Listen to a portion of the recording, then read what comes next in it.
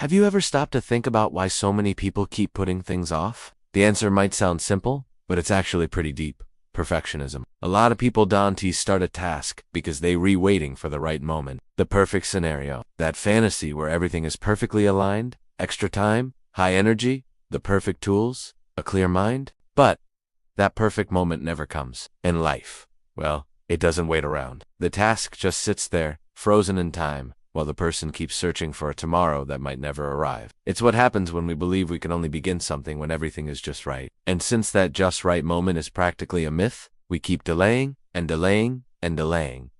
This idea of perfection paralyzes, and it affects everything. Starting a diet, going back to the gym, launching a new project, learning a new language. Procrastination feeds off this illusion that everything has to be flawless for it to be worth it. But the truth is, nothing needs to be perfect to begin. And honestly, it never will be. Also, it's important to understand that procrastination is not, in itself, an illness. In many cases, it has no direct link to mental disorders. It's our modern brain's response to a world flooded with distractions and instant rewards. Social media, notifications, addictive short videos. It's easy to get lost in a dopamine loop and forget what really matters. But we can change that. We can break the cycle. How? First, challenge perfectionism.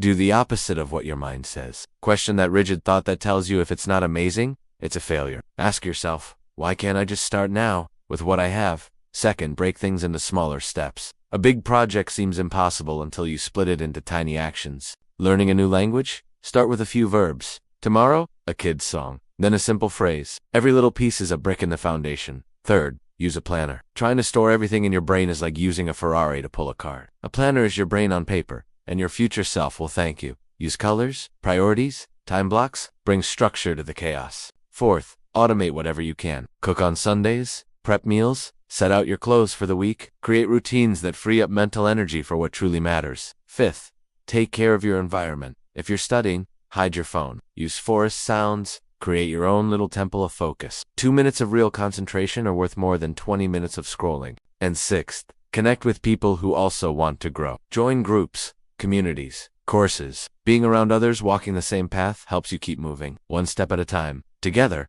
goes a long way. Procrastination isn't laziness, it's fear. It's self-demand disguised as I'll do it better later. It's the hope for an ideal future that really just serves to protect us from disappointment. But life doesn't wait for perfect conditions. It happens backstage, in the mess, in the improv. And if there is one thing you can do for yourself today, it has to begin with fear, with little time, with mistakes, because what changes your life is not the perfect plan.